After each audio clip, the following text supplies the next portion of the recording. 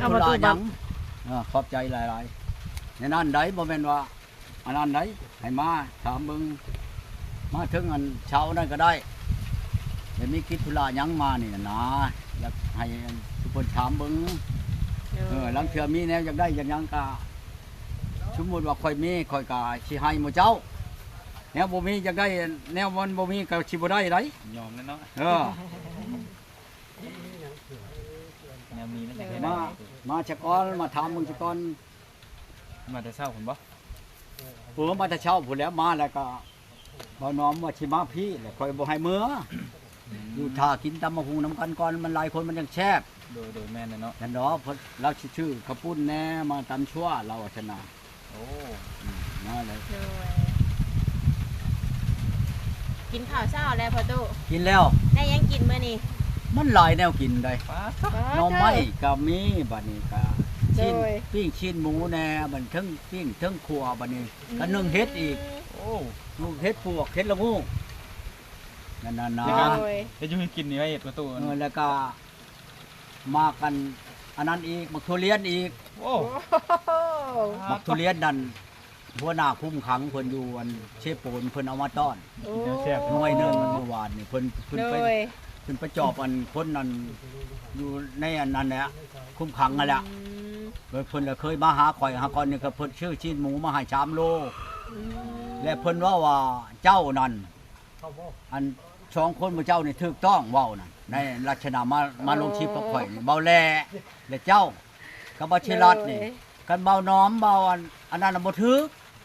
คันว่ามากินอยู่นี้เนาะกินน้ำข่อยกินข้าวบัดเมื่อบัดว่าขวัญข่อยหั่นนะเบาตู้มีบ่ยังหั่นน่ะ โดย แล้วมันบ่ถูก โอ้แสดงคนติดตามคลิปเฮาอยู่เนาะ เพิ่นติดตามอยู่เพิ่นเบิ่งนั่นก็ว่าชิรัตบ่ชาวลาน้อยบ่ชาวนกเบาแลนั่นถูกกะหลีมาหาเจ้าถูกต้อง โด ไป ย เบิ่งอยู่ บ่เข้าใจในค เพิ่ น น นั้ มาน นี่เพิ่นก็ชื่อมักทุเรียน400,000ราคามักทุเรียนนั่นหน่วยหนึง ได้กินแนว มา แซ่ ต้ บ อน เนาะประตูเป็นการแนวแซ่บวันนี้มาต้อนเนาะประตู แต่จังว่าอันหมู่ข่อยสิมาแต่กระช่วงเพิ่นอีกเดือนที่ออกมานี่สิมาขางัวนี่เพิ่นก็ให้โทรหาเพิ่นสิมาหุ้นชวนนำนี่ โด นะ ย ขางัวประตู พุ่นแล้วอันงัวนั่นผู้นั้นเลยสิมาขาผู้อยู่เวียงจันทน์อยู่หัวหน้ากระทรวงนั่น โอ้อยู่ไกล พันโท เนาะประ อัน ตู ชิรัดบ่ได้ชื่อหยังก่อน อยู่ชิลัดบ่ได้อยู่ประเทศชิ ชี ลัด วัดอันจังก็นามสกุลเพิ่นนั่นอินชีเชียงใหม่บ่แม่นหยังบ่แม่นมันหยังก็ลืมใช้นามสกุลนะเพิ่นสิมาหัวนั่นเว้าแล้วอยู่ในบ้านห้วยเมานี่ อืม ราคางัวหมู่เจ้าก็ค่อยก็สิเอามาคือกัน โดย มือฮอดมือมันเพิ่นมาแล้วก็ค่อยก็สิเอาอยู่ให้ห่มนี่เลย โอ้โฮมนี่เลยนะประตู กินกันบุกกันอยู่ในโลดบ่ว่าบ่อื่นนะบุกกันอยู่ในห่มนี่โลดนะอืม โดยขอบใจหลาย เป็นจังซี่นะบ่แม่นหยังดอก จัดตู้จัดความลุยทางนี้ แต่มาแล้วบ่แม่นว่ามากินนั่นกินนี่ดอก กินชุ่มกัน โดย แล้วเพิ่นว่าเพิ่นก็บ่มีเมียเพิ่นว่าให้เอาผู้ชาวมาเด้อจักคนจักสองแล้วเพิ่นสิ โอ้ ค่อยสิโทรเอาเจ้าฉัน ๆโอ้ มาเนี่ยเพิ่นก็หัวหน้ากระทรวงพุ่นบ่แม่นเด็กน้อย โดย จังซี่เนาะ โดย บ่แม่นว่าสินั่นละมาแล้วเพิ่นว่าเอาผู้ชาวไปเด้อจักคนจักสองแล้วค่อยสิมีบ้านเฮาเมานี่ช่องคนแม่ห้างนะช่องคนแม่ห้างน้อยดอก สาวไม่ห่างน้อย ชาวชามชิปนี่แหละเอามาเพิ่นว่าสิจัดการที่นั่งให้ก็บ่แม่นให้ไปนั่งละลาดอกเพิ่นว่ามีผู้เช่นเพิ่นว่าได้โอ้เนี่ยเพิ่นมีเงินเนาะ โด คือย อันนั้นว่าจอบข่อยว่านี่แล้วนี่มานี่ก็อันนั้นหาข่อยนี่อ๋อโธ่ชีวิตหยังเงินน่ะบ่คันเว้าแล้วบ้านนั่น โดย แต่ว่าให้พรพันลูก หรือว่าลูกเมียให้พรพันผัวแม่นบ่แหละครับ โดย บ่ไปขอช่องเทื่อนี่แหละเพิ่นมาเมื่อก่อนเพิ่นก็โทรมาจากก่อนนี่ก็สิกินหยังเพิ่นว่าเอามักทุเรียนเนาะเพิ่นว่าโดยว่าเพิ่นก็เอามักทุเรียนมาเพิ่นถามว่าผู้นี้แหละเมียบ่เพิ่นว่ายังบ่ทันเป็นเมีย โดย มันยังเป็นอันเพื่อนกันอยู่เพราะว่าข่อยก็บ่ทันได้ขอได้หยังนะบ่ทันได้ผู้จักแจ้งว่าสิเป็นลูกเป็นเมียก็บ่ทันได้ว่า โดย อยู่นํกันไปวงซะก่อนมันสิเป็นจังไดคือกันกับเพื่อนเฮานี่แหละเนาะ ตำบิดเฮาเฮ็ดเฮือนเนี่ยเฮาก็ต้องได้เลื่อยไม้ซะก่อนเนาะ โดย ตัวนี้เป็นคือตัวนั้นเป็นคางมันบ่เป็นนั้นเป็นชิญัวตัวนี้เป็นเช้ามันบ่ โดย จังนั้นปลุกเป็นเฮือนได้อันนี้คือกันแล้วนี่มากกับตำบิดนี่ครับเบิ่งซะก่อนแม่นบ่แหละ โดย มันสิเป็นจังได ผ่านดูบ่ผ่านดอกพ่อตู้ เขาว่ามันผ่านไปซะก่อนมาอ่ะ สิอยู่ ได้แล้ว กัน ฉัน บ่เนาะอันนี้เนาะ เอาจังว่าเป็นของเฮาเดี๋ยวนี้บ่ทันได้เป็นของเฮา จะตกไปแต่งจะเป็นของเฮาเนาะ บ่แต่งแปลงกันแล้ว ขึ้นอันนั้นกันแล้วจังว่าเป็นของเฮา พ่อตู้ให้แม่ตู้มานั่งนํบ่ ไปนั่งโลดมันก็บ่คือแล้วอยู่คนเดียว คือนั่งผู้เดียวเนาะบ่ อืม มันต้องมีคนนั่งเคียงข้างเลยเนาะ ไปแม่ ใครมี คอยเป็นเมีย เสีย เขาไปอยู่ใกล้นะเขากอดข้อเขาไปเลย หน้าลูเซียกัน เจ้าก็เอาผู้บ่าวเจ้ามา โอ้ย ก บ่ อด ยากข่อย มากอดพ่อกันนี่เนาะแฮงอันชุบมันได้ให้ยังเบิ่งนะนี่ ไปเว้าอยู่ผู้เดียว หมู่เจ้าก็ยังเป็นบ่าวเป็นชาวคือกัน บ่ได้ข่อยเอาอลิบ่เป็นบ่าวเป็นสาว เจ้าเชียวอีหลีเนาะเจ้า เอาอลิ ใครอยู่เนาะเขาเจ้าอีหลี แม่ตู้มานั่งพี่ตู้ เป็นคนไร้ใจเนาะ สิมาร้านชายอันนั้น เข้าไปหาผัว อันนั้นสิมานั่งให้เพิ่นถามแต่ว่าสิเอาอีหลีบ่มาล่อมาลวงบ่แม่นบ่แหละ โดย เออ ต้อง แม่ บ่ เนาะ นั่นดอกข่อย มักสิ โดย โดยสบายดีเด้อ โอ้ยเมียก็งามกระดอ มาสิบตุบ สิบเลย อืม ถามเราเองข่อยน่ะบ่เว้าดอกข่อยนั่น โดย ผมข่อยอยู่ในเฮือนข่อย เรามาหาแล้วก็เออ เอาแล้วเอา เราว่าเอาแหละข่อยก็เอานำเราแต่ว่าบ่ทันได้เอาเดี๋ยวนี้น่ะยังเป็นอันนั้นกันอยู่ ยังเป็นเพื่อนกันอยู่ ยัง เนาะ เป็นเพื่อนกันอยู่บ่ทันได้เอาบ่ทันได้แต่งได้แปลงนะเดี๋ยวนี้เรามาหาข่อยแล้วข่อยก็ สิเอาบ่ บ่ปฏิเสธว่าบ่เอาเราก็บ่ว่า โดย แต่ว่า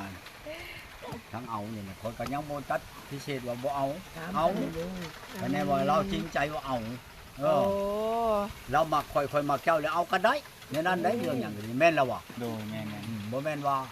อันสิเอาแต่ข่อยเราบ่เอาแล้วก็เอาบ่ได้ แม่น โด ตั้ง ยมันก็ คันเราคันว่าข่อยบ่เอาเราจะได้ข่อยก็เราก็บ่ได้คือกัน แม่ ข่อยบ่เอาเด้ โดยแม่น คันว่าเว้าความโกงกันเนาะเจ้าก็ถึงข่อยถึงเจ้าแหละเอากันได้อยู่นํกันได้ โดย โดย จับดึงขาเต่าขาแลนคือเพิ่นเว้านี่บ่ได้ได้อันนั้นเออคือเพิ่นเว้าอันลุงนอนหน้าป้านอนบ้านน่ะบ่ได้ข่อยคันนอนกันเอาก็เอากันอยู่นํกัน มีแกมีหยังก็กินน้ำกันกันผัวว่าชมเนาะเฮ้ยชีวันจำได้ก็ชมน้ำกันในนั้นได้จังว่ามันเพิ่นเจ้าห้องว่าผัวแก้วไม่ทิพย์ โดย วันนี้เนี่ยแสง ผัวนี้ไม่เฉียวในนั้นมันจังแม่นอันนี้คันว่ามันขมแม่นบ่ผัวว่าหวานบ่ขมบ่ฉันมันบ่ถือมันไปคนทิพย์แล้วนะ โดย มันบ่ไปน้ำกันแล้วที่ไหน ผ่านไปดูทำผ่านเมียดูสิเอา แต่ที่ค่อยว่าสิไปมื้ออื่นนี่มื้อ11ไปอันหาป้าหาเอื้อยแล้วนี่เดี๋ยวค่อยบ่ไปค่อยฟังมึงซะก่อนค่อยอย่างนี้ในหูค่อยบ่คักบ่แน่นี่ ยินยัง ค่อ ตั ยว เป็น ฟั ได้ ง เลย มึง เนี่ย ซะก่อนมื้อใหม่ค่อยยังสิไป บ่โตดูบ่โตนี่ยินเรื่องยัง โอ้เปลี่ยนแผนอีกแล้วบ่ตู้ เปลี่ยนแล้วบ่ได้ไปเด้อมื้ออื่นเด้อแต่มื้อใดค่อยไปค่อยสิโทรหาดอก โด เทื่อมาบ่ ย ได้ไปมื้ออื่นนี่มื้อ สิยินเรื่องยังตู่มานี่ คือมื้อ13เรื่องราวมันเป็นแนวไรตู้ นี่ได้ก็ยาค่อยบ่เว้าออกอากาศ โอ้โห มัน โอเค มัน ได้ สิหลายคนอันอย่างนี้ โดยโดย เดี๋ยวหัวนานถ้าได้โลดเราอ่ะ อืม จังซี่นะมีผู้หวงแหนเรานี่น่ะเนาะ มี โอ้ ผู้ช้ำตื่มมาแล้วเอื้อยเราก็นิ่นบอกความหมายเราฟังอีกบัดนี้ผู้นั้นแหละมาว่าข่อยนี่บ่แต่งเมีย เอาเมียก่อนนะก็บ่ได้แต่งว่าฉันนะแล้วค่อยยังบ่ดีใจอยู่กับผู้นั้นน่ะค่อยสิไปเอาหมอนั้นลงโทษกับหมอนั้นน่ะหมอพวกกับข่อยนั่น โดย แล้วเราเนี่ยยังห้ามข่อยบ่อยากให้เฮ็ดกับหมอนั้นน่ะ อืม คนที่ห้ามเป็นยังจะห้ามเพราะว่าห้ามย้อนว่าผู้ว่าของเราคันว่าเอาโลดว่าฉันถูกต้องอันนี้เราอ่ะทั้งจักวันเราอ่ะ อันนี้ แล้วอันมีเหตุ เรายัน ผล เฮ็ดอันกับหมออันผู้บ่าวเรามันยันหมอนั้นถูกผมบ่ได้เว้าได้บ่สิรัดเพิ่น เพราะฉะนั้นเว้าลิ้นนี่เว้าลิ้นได้ดิเพราะสิจับพอดหัวมันไว้เพราะว่าข่อยบ่แต่งเมียเมียใดมันไปแต่งให้ข่อยฮอด140ล้านข่อยยังได้แต่งเมียครับเป็นบาท2บาทข่อยยังได้แต่ง ประตูเพิ่น บัดหมอนี่ว่าข่อยบ่แต่งมันยันข่อยเอาผู้นี้นั่นยั่วให้ผู้นี้เมื่อยาอยู่ให้น้องเจ้าเอา นี่เด้นี่ เราเอาแล้วบ่ได้แต่งได้ทุกก่อนนี่นะ โอ้ สิว่าบ่ห้ามได้คงมันห่วงกันอยู่กับผู้นี้น่ะแล้วข่อยน่ะบ่ดีใจเพราะข่อยว่าที่ข่อยสิเมื่อมื้ออื่นเนี่ยข่อยบ่ดีใจข่อยบ่เมื่อนี่ดอกข่อยข่อยสิบ่เมื่อน่ะเมื่อไปจังมันยังเป็นห้องหมู่อยู่หมู่ยังห่วงแหนอยู่ผู้นี้ก็ห่วงอยู่นี่บ่ห่วงกันได้บ่จะให้ข่อยเฮ็ดหยังกับผู้นั้นน่ะ แม่นแล้ววะ อืม ใช้โทษใช้โพยก็อย่าเจ้าก่อนเช่าเจ้าก่อนให้เมื่อเว้าเล่าในชิมเมื่อเว้ากันกับเอื้อยเล่าเจ้าก่อนเนี่ยนะปรึกษากันเจ้าก่อนบ่ให้หมอนั่นบ่ให้เอื้อยนี่โทรมาบอกเรานี่นะแต่ว่าเมื่อใดก็ตามแล้วอยู่ในใจเรานี่ โดย แล้วชิมเมื่อเองโลดนี่รู้จักใจเราแล้วนี่เฮาก็บ่เผาเมื่ออยู่บนเมืองเพียง โดย คันเฮาได้เมื่อบักค่าราคาแม่นบอกเว้าแม่นจะเชียร์ให้เขาได้เฮาบ่ได้เว้าเลยนี่เฮาบ่ทันได้เว้าหยังยังเป็นอันชู้ชาวยามคอกันอยู่ไปเบิ่งไปซะก่อน โดย เลย ฟังไปซะก่อน อืม มันบ่ทันมันเป็นความจริงแท้น่ะ โดยโดย เรายังมีความห่วงห้ามกับหมอนั่นอยู่หมอผู้ชายนั่นคอยว่าคอยตะกี้คอยว่าชิมเมื่อห้องหมอนั่นมานี่เช้าก่อนให้เงินให้มันได้เงินเจ้าก่อนยันมันถูก มันบ่พอใจจับเจ้าก่อนอย่างกับมันน่ะคอยพาธนาคารล้านกว่าบาทผู้ใดคอยเว้าแจ้งออกอากาศโลดแหละนี่อีตาก้อนนี่มันเป็นเว้าลินๆได้เลย สิมาห่วงเพียงกับข่อยเอาโอ้ย เป็นได้ทางแม่มาในทองแม่นบ่ประตูเว้านะบ่าวห่วงบ่ให้หยังแม่นแท้บ่ คอยบ่มีหยังกันกับข้าเจ้าดอกคอยน่ะทางบ้านเดียวกัน บ้านเดียว บ้านเดียวกัน โดย คนบ้านเดียวกัน โอ้คนบ้านเดียวกัน และแม่คิดว่าได้จุด เฮาค่ะว่าเพิ่นจะเฮ็ดกับเฮาค่ะบ่อยากให้เฮ็ดปานใดคอยหาคนทุกข์คนยากคอยนั่นย่านเพิ่นเอาเรื่องเอาราวคอยหาคนทุกข์คนยากกับพ่ากับพ่อยพ่อแม่บ่อยากว่าแต่ว่าสิอยู่นำกันยังมีเรื่องมีราวเขาก็อายบ้านอายเมืองสาบ้านหรือเมืองแม่น ถ้า บ่ กระต่ายนี่ขนาดแท้ๆใด โดย เพราะฉะ เอา นั้น ผู้ใดยังสิ ให้ มี เว่า เรื่อง บ่ มี แค่มัน รา ก็ ว เชื่อเพราะว่ามันมีกระชามากินบ่คือ เราบ่อยากให้เว้า อย่าจะไปเว้า ที่มาเนาะ โดย เว้ากับข่อย ไปหน่อยเพราะโอ้ยเอากันยังสิมีเรื่องมีราวนะผู้ที่ แล้ว สา ข่อย บ้าน สิให้บักกระต่ายน่ะแต่งไงบัดนี่น่ะข่อยบ่มีเงินบัดนี้นี่ที่ว่าเมื่อให้มันแต่งเมียผู้นี้ให้ข่อยนี่อืม ก็มาหักแล้วจังอยู่เบิ่ง คันว่ามันบ่แต่งน่ะข่อยสิแต่งข่อยเฮ็ดเพิ่นบักกระต่าย เอื้อยเพิ่นนี่แหละมาส่งให้ก็ดี ข่อยบ่ได้ยอมได้เล่านำบ่ให้ข่อยเฮ็ดนะบ่ให้เฮ็ดตามกระต่ายนั่นนี่ว่าพังซะก่อนพอเอาเขาก็เอาไปบ่พอเอาเขาก็ โดยมันแบบว่าเจ้าตายนี่หั่นคนทางบ้านเวียงจำมาศอยู่บ้านเดียวกัน อยู่ทางแบ่งบ่กินก้าวเนี่ยนะ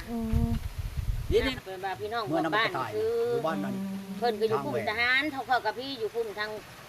เขาบ่เห็นก้าวพี่ ผู้นี้มันก็สิยุ่งเอาอีกเลยนี่ ไปนี่ก็สำคัญ มันเคยได้เมียข่อยให้มันเอาบัดนี่น่ะ แต่ก่อนบ่เคยมีหยังกันนะคนรวมบ้านนี่ เขา คือ เจ้าพังจะยืนเอา พี่น้อง พังในชิปมันบ่ให้พังเด้ออีนายนี่เว้ากันนี่พอแห้งแล้วกับอีนายนี่น่ะชอกกันมาแต่เช้าพุ่นบ่แม่นนี่ไดข่อยเว้าแจ้งได้นี่ไดเอาก็แม่นข่อยนี่สิได้แต่งผู้อื่นบ่ได้แต่งให้ข่อยดอกบักกระต่ายบ่มาแต่งให้ข่อยดอกเมียผู้นี้ว่าข่อยบ่แต่งเมียน่ะ เอาเลยกระต่ายเสียว เอามาโลดอีตากระต่ายผู้มีเงินหลายนั่นมาเอาโลดกับข่อยนี่โลดแข็งๆเจ้าชาวเบิ่งโลดอ่ะผัวน้อย พ่อใหญ่นะกันคนมีหยังกันกับข้าวขอกระยุงข้าวแล้วเขาจะอยู่หยังน้ำเจ้า ก็แม่นแล้วเจ้าตกสติบักกระต่ายบ่เอาเจ้าแล้วเจ้าก็มาน้ำข่อย